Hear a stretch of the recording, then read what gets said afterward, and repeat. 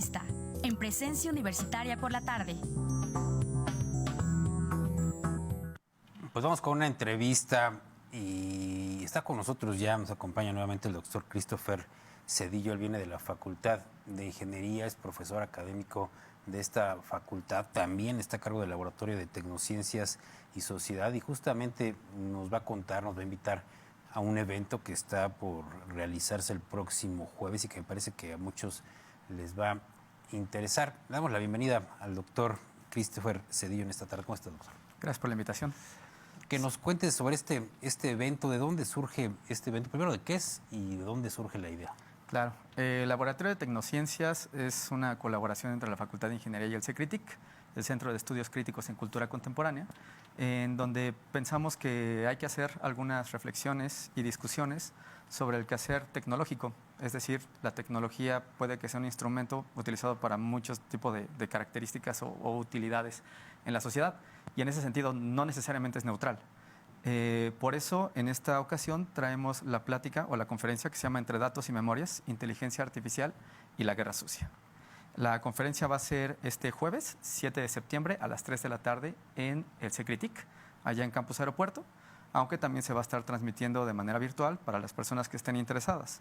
Ahora, nos parece interesante e importante hablar de este tipo de temas, en primer lugar, para hacer memoria, ¿no? Es decir, si hubo un evento tan catastrófico y arbitrario como las desapariciones forzadas por cuestiones ideológicas durante los 70s y los 80s, pues también parece y es necesario la justicia y hacer memoria sobre aquellos hechos trágicos, lamentables y cuestionables en cuanto al ejercicio del poder público y pues básicamente a la fuerza del Estado. En ese sentido, este proyecto está desarrollado por el maestro Javier Yankelevich. Él es historiador de la Comisión Nacional de Búsqueda, y de la doctora Mariana Martínez, que ella fue la que hizo parte del algoritmo Angelus, que es un algoritmo que hace uso de todos los documentos y registros que quedaron durante los 70s y 80s, que fueron digitalizados, y entonces son tantos los documentos que sería imposible que una persona los vaya curando de manera manual. Entonces, utilizando inteligencia artificial, hace el análisis de los textos para empezar a reconocer patrones en cuanto a las personalidades y los lugares en donde se dieron estos reportes que quedaron pues mucho tiempo resguardados y que ahora pues también los traen a la luz desde los 2000s. Y ahora con el uso de la tecnología, utilizando inteligencia artificial, a través de la doctora Martínez, pues ella propone el uso de la tecnología para hacer reconocimiento, para que después todo el equipo de la Comisión Nacional de Búsqueda pueda tener otros elementos o pistas para hacer las búsquedas correspondientes. En este caso, con este sistema Angelus que nos comentas, ¿qué es lo que se ha logrado recabar de todos estos documentos, algunas particularidades en cuanto a las desapariciones de personas? El proyecto me parece que empezó en los últimos 2 años, es decir, los reportes que nosotros empezamos a ver en el CECRITIC sobre el proyecto Angelus fueron a inicio de año en una publicación que salió por parte de Gato Pardo, en donde hablan sobre tecnoestéticas, ¿no? Entonces, la tecnología para el arte, la tecnología para el bien social, la tecnología como mecanismo o medio de control, la tecnología que atraviesa sobre muchas perspectivas de la sociedad, y una de estas perspectivas interesantes es la perspectiva que aborda el proyecto Angelus. Entonces, sobre los datos de lo que se ha obtenido o los resultados que se han logrado, es parte de lo que vamos a estar platicando particularmente con el maestro Javier Yankelevich, que es quien lleva pues, la dirección de este proyecto. Prácticamente así, para entenderlo mejor, ¿cómo se logra que una inteligencia artificial pueda revisar todos estos datos, se meten en una computadora? ¿Qué se hace? La información que tengo es porque alguna vez lo comenté con la doctora Mariana, y porque también está depositado en este texto de Gato Pardo que salió a principios de año, y hablan que incluso la recolección de la información fue bien relevante, porque nosotros podríamos pensar que es un montón de papelería o archivos digitales que ya se encuentran en alguna computadora, pero no, son archivos de los 70s y los 80s que estuvieron guardados en el sótano de Lecumberri por quién sabe cuántos años. Es decir, son documentos que incluso en su manipulación requieren de mucho cuidado, y también en su exposición requieren de cuidado de las personas que los manipulan, porque pues ahí hay microorganismos, esporas de hongos, etcétera, que pues también requieren cuidado para la persona que los manipula, pero también cuidado para que el documento no vaya a ser destruido, ¿no? en su digitalización. Entonces, una vez que se tiene la digitalización de los documentos, es cuando entra el equipo de la doctora Mariana Martínez para empezar a comprender cómo se puede hacer ese reconocimiento de los documentos para convertirlo en un lenguaje que pueda ser analizado por las computadoras. Una vez que se tiene, entonces, digamos, como esta recopilación de datos, es cuando entran sus algoritmos de inteligencia artificial y machine learning a través de algoritmos que ellos desarrollaron en la Comisión Nacional de Búsquedas y la vinculación con el proyecto en donde ella pues tuvo participación, para entonces sí empezar a generar pistas. Es decir, no generan resultados propiamente, sino que generan pistas que después tienen que ser interpretados por las personas que están más pegadas al área social e histórica, que sería la parte de Javier Jenkelevich, para poder empezar a tomar acciones sobre dónde buscar y qué tipo de nuevos análisis y búsquedas tendrían que orientar. En este caso, ¿cuál sería pues el beneficio o la importancia más bien de utilizar la inteligencia artificial para este tipo de problemáticas que pues aquejan a la sociedad mexicana? En primer lugar, para hacer memoria y seguir en las búsquedas hasta lograr la justicia. Eso sería como en primer lugar. Pero bueno, esto ya lo estaba haciendo la Comisión Nacional de Búsqueda. La quizás diferencia que se sostiene con el proyecto de Angelus es que se hace uso de la tecnología para acelerar estos procesos un poco más, es decir, que se puedan tener resultados en menores tiempos, pero también para poder sacar nuevas conclusiones en cuanto a las diferentes redes que se van construyendo con los documentos, es decir, cuáles son las pistas que nos arrojan luz hacia ciertos, digamos, resquicios de la memoria y la historia, que tendríamos que ir a buscar sobre ellos para arrojar luz y entonces pues tener ya pues un resultado, digamos, comprensible para el humano.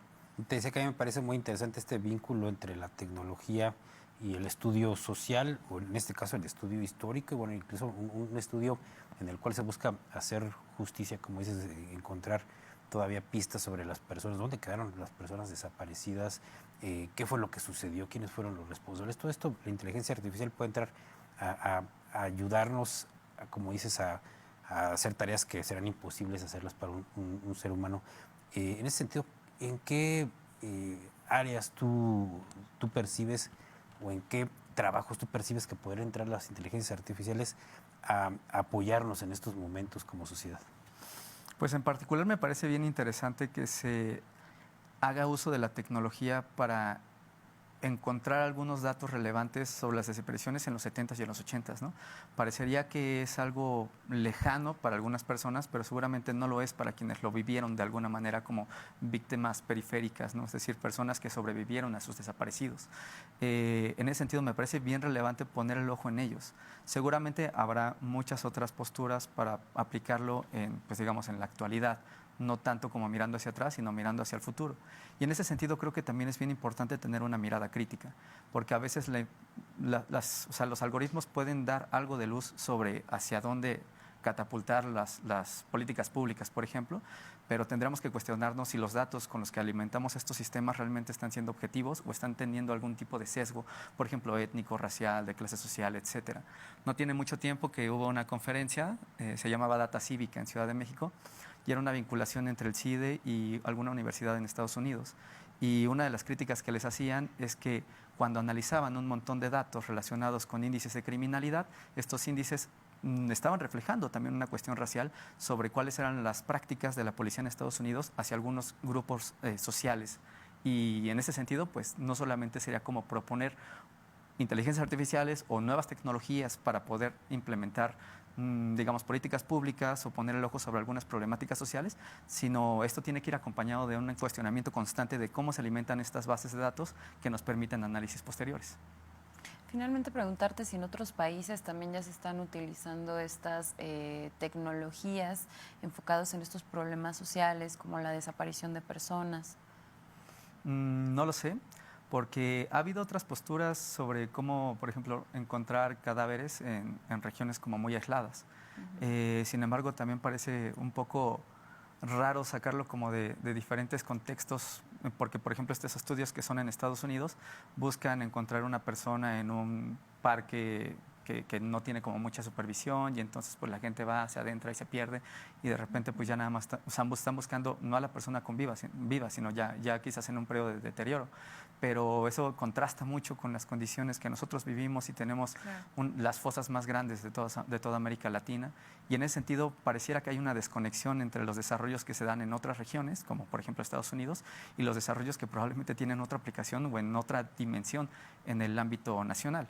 Entonces, a veces la tecnología se ve muy avanzada y no es tan necesaria, como pensar en las herramientas que tienen las madres buscadoras, que son en algunas ocasiones una especie de tubos o palos que lo que hacen es destapar tierra para ver si hay algún síntoma detectable de putrefacción, ¿no? Es decir, las herramientas y la tecnología también se va como en diferentes proporciones dependiendo de la magnitud de la situación.